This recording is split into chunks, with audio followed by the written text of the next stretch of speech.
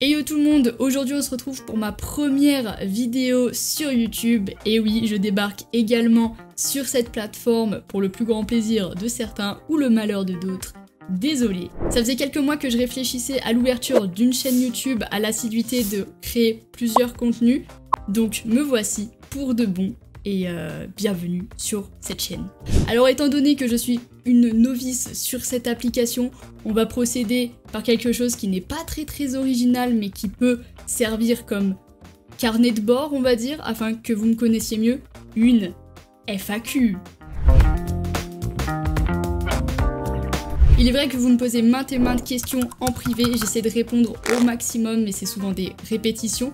Et le fait de pouvoir vous répondre face cam peut peut-être souligner quelques-unes de vos interrogations, qui sait. Alors il y a quelques jours, sur Insta, je vous ai demandé de me poser des questions, pas en précisant que c'était pour YouTube, justement pour laisser ce côté assez naturel. Et j'ai sélectionné plusieurs questions qui revenaient le plus souvent. J'en ai rajouté quelques-unes qui m'étaient souvent posées sur Twitch, sur TikTok et en commentaire. Alors on va commencer par se mettre dans le bain. Je m'appelle Audrey, j'ai 21 ans, c'était pour ça que mon pseudo c'est Drey, c'est le diminutif de Audrey.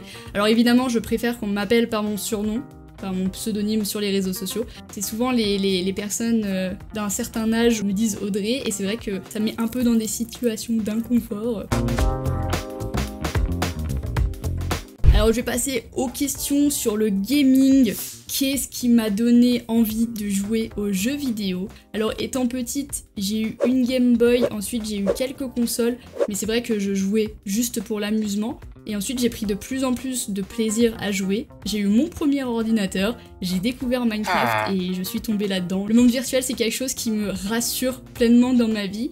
Et le fait d'être derrière un ordinateur et pouvoir réaliser des choses qui sont pas forcément réalisables dans la réalité, ou alors juste découvrir un monde complètement parallèle, évoluer, découvrir les nouveaux graphismes d'année en année, c'est quelque chose qui m'intéresse énormément. Donc j'aime énormément jouer aux jeux vidéo, mais aussi tester pas mal de jeux vidéo et découvrir plein de choses.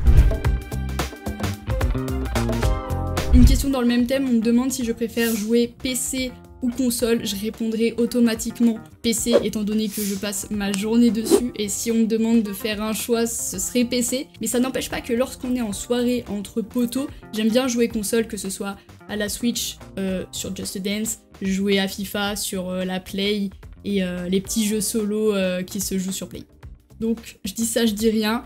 Il se peut qu'il y ait également du contenu de console, donc ne vous en faites pas les joueurs console, je ne vous bannis pas et je vous love, hein, parce que la concurrence entre PC et console, ça n'a rien à faire ici les gars, arrêtez, on s'aime tous, on est gamers. On va rester sur le sujet de tout ce qui est jeux vidéo, mais plus bifurqué sur le stream Twitch.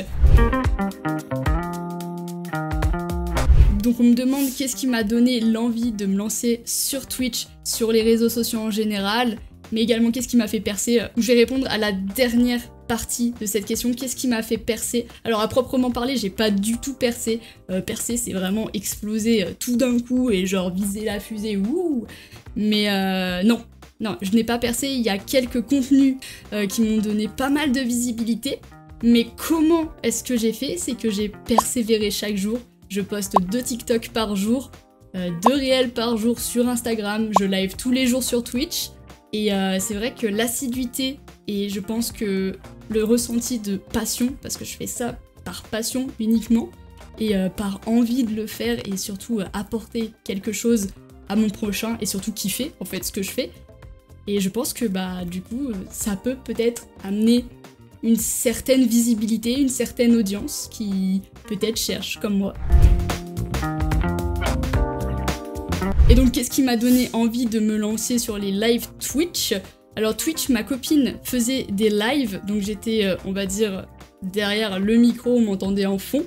J'ai eu l'opportunité de pouvoir gérer quelques lives à elle, et c'est vrai qu'au début c'était un peu stressant, je me voyais pas trop là-dedans, étant pas très à l'aise derrière une caméra, et en fait je pensais que j'étais pas à l'aise derrière une caméra et au final bah ça passe. Même si là actuellement sur YouTube, genre vraiment une vraie caméra, là j'ai une vraie caméra, genre un vrai appareil photo, un gros objectif, mon micro là à gauche, c'est complètement différent que sur les live Twitch. Genre c'est différent du live et c'est pour ça aussi que je me lance sur YouTube, c'est pour vivre de nouvelles expériences.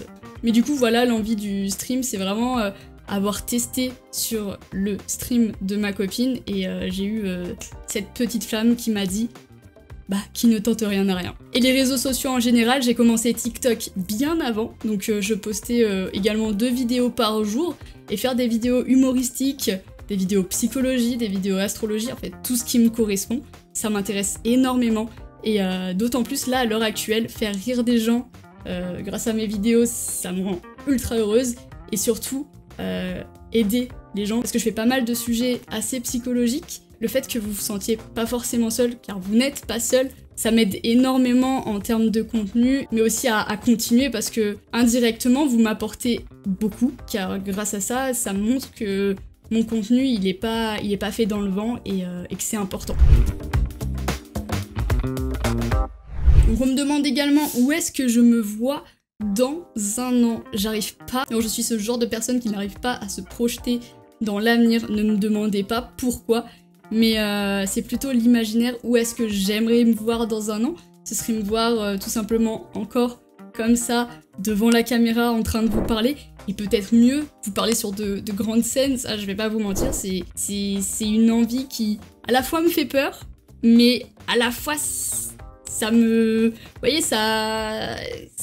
Voilà, j'ai un peu envie quoi, un peu beaucoup même. Genre...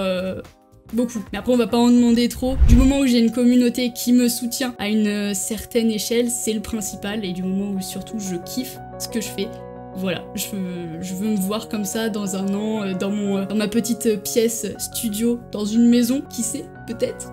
Et puis me développer en termes de contenu, réaliser énormément de projets que j'ai en tête. Actuellement, nous, on a notre marque de vêtements, donc j'aimerais que ça évolue d'ici un an.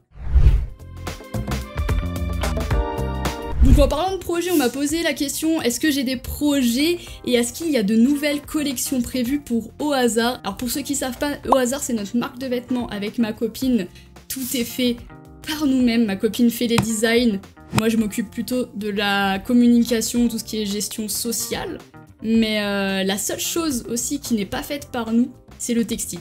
Et sinon tout ce qui est sérigraphie, flocage, couture... et d'autres projets qui arriveront plus tard, je ne vais pas spoil, c'est tout fait made in nous. Mais du coup oui, évidemment, il y aura énormément de collections qui arriveront, on le souhaite et on l'espère, et si on en est là, c'est grâce à vous, donc en espérant que ça continue, et vous avez de belles surprises qui peuvent arriver d'ici 2023. Et pour mes projets personnels, on en parlera surtout sur ma chaîne YouTube, justement, ici. Ça me permettra que l'on se parle de vous à moi de façon un peu plus intime et que vous en appreniez un peu plus sur moi, car c'est vrai que vous me voyez en live, vous me voyez en vidéo TikTok, sur Instagram, sur des stories qui voilà, au final c'est moi, mais il y a ce côté qui est complètement derrière les écrans, complètement déconnecté, et vous allez peut-être découvrir une autre facette de ma personne, et je pense que ça peut être intéressant pour certains, peut-être, ou pas, à vous de voir. Alors c'est marrant parce qu'il y a une partie des personnes qui veulent savoir où est-ce que je me projette dans le futur, à l'avenir, mes projets et tout ça, mais il y a aussi une minorité qui s'intéresse à Mini Drey, comment j'étais petite, qu'est-ce que je voulais faire. Et du coup, qu'est-ce que je voulais faire étant petite ? En termes de métier, j'ai voulu faire pas mal de choses. Je suis passée par le cliché ambulant, c'est-à-dire être vétérinaire, travailler avec les enfants, travailler avec les animaux, être journaliste. Ça n'a pas forcément quelque chose à voir avec ce que je fais à l'heure actuelle, hormis le fait peut-être de travailler avec les enfants. Il y a peut-être des enfants qui me regardent à l'heure actuelle, mais même le journalisme en termes de communication. Mais tout ce qui est vétérinaire, animaux, ça c'est plus du côté personnel où je veux contribuer d'une certaine manière, mais pas travailler dedans. Mais bon, après entre nous, je pense qu'on a tous eu des métiers de rêve étant petit, et au final on se dit à l'heure actuelle, bah non, je me vois pas là-dedans. Est-ce que vous me voyez avec une blouse de vétérinaire alors bonjour madame, monsieur, alors qu'est-ce qu'il a votre petit chat? Attendez, on va le castrer et tout. Non. Non. Et j'ai une autre question, quel a été mon parcours scolaire? Alors j'ai eu un parcours scolaire assez chaotique. J'ai fait une maternelle scolarisée en présentiel, une primaire scolarisée en présentiel, en étant là vraiment à genre même pas 50% à l'école, j'y allais même pas un jour sur deux. Autant vous dire que l'école et moi, on n'a jamais été très best friend. Ça a toujours été un sujet très délicat.